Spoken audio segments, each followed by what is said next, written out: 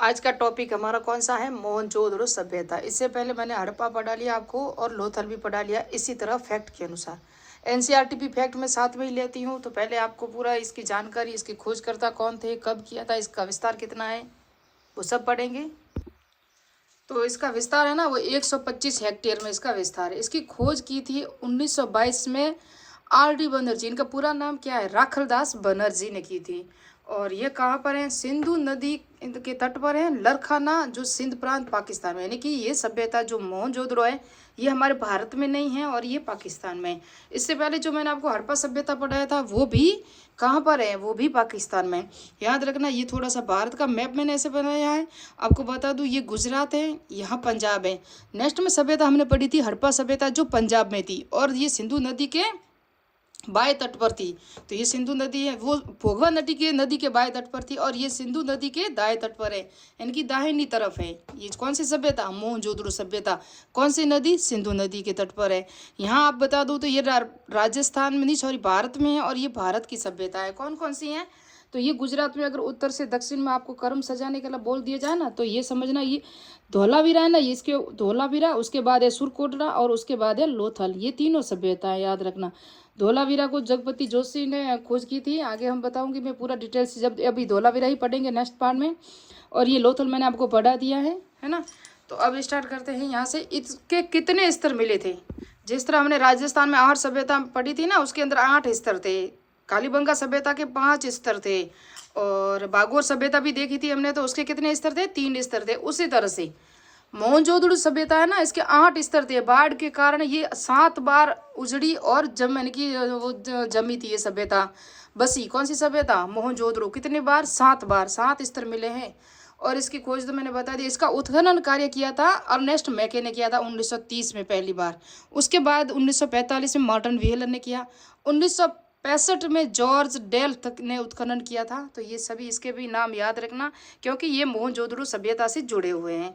इसके बाद यहाँ से मिला हुआ विशाल स्नानागार, जो कहते हैं यहाँ पुरोहित आवास हो सकता है, या सबसे बड़ा, या कोई अब मेला वगैरह होता होगा, या सबसे बड़ा, जैसे कि हमारे यहाँ कहते हैं ना चैत्य विहार वगैरह, ऐसा होगा कोई, इसलिए इतना बड़ा स्नानागार है। इस पर ये 9 सीढ़ियाँ है। कितनी है? 9 सीढ़ियाँ है।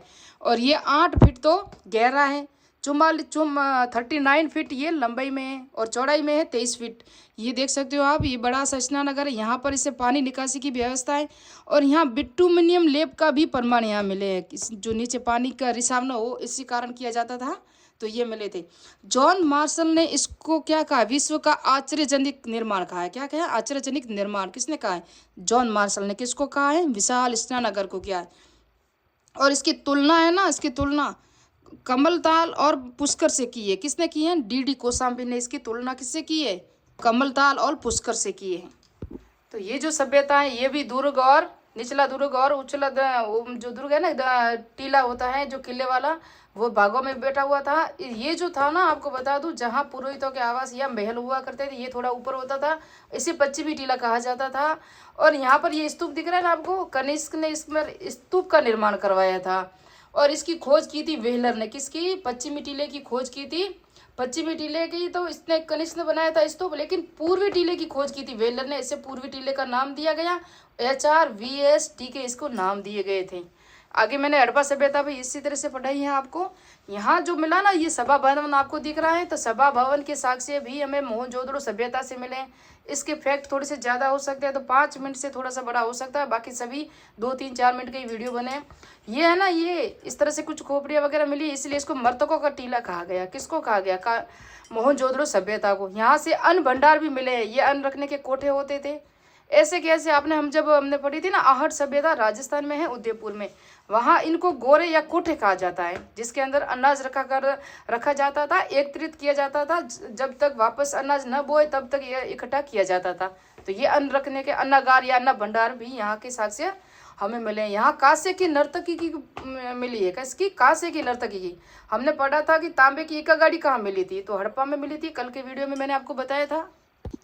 यहाँ पर पशुपतिनाथ या आद्य शिव की संज्ञा दी गई। जॉन मार्शल ने उसे आद्य शिव कहा है। तो इसकी भी एक जो मिली है मूर्ति मिली है। और यहाँ बता दूं मैं, यहाँ बकरा है ना, बकरा का पीछा करते हुए मानव की मूर्ति मिली है, का पीछा करते हुए मानव और हाथ में चाकू लिए हुए हैं, ऐसी आकृति जो मिली है मर्द भांडव। इससे हमें पता चलता है कि यहाँ पशु बलि प्रथा भी प्रचलित थी मोहनजोदड़ो सभ्यता में ना। उसके बाद ये जो एनसीईआरटी फैक्ट है, मोहनजोदड़ो में कुओं की संख्या कितनी थी? 700 थी। Mohenjo-daro in the Indus civilisation, ये पुस्तक किसकी है? तो ये जॉन मार्शल की है, 1931 में लिखी गई थी। और ये एनसीईआरटी की फैक्ट है कुछ। बाकी एनसीईआरटी में ये चित्र भी दिया हुआ है, आदिशिव का दिया हुआ है, अन्नागार का दिया हुआ है, विशाल स्नानागार का भी चित्र दिया हुआ है।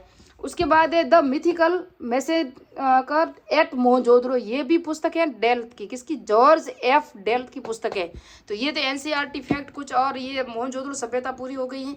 आप इसको फैक्ट में भी लिख सकते हो और ऐसे समझ भी सकते हो।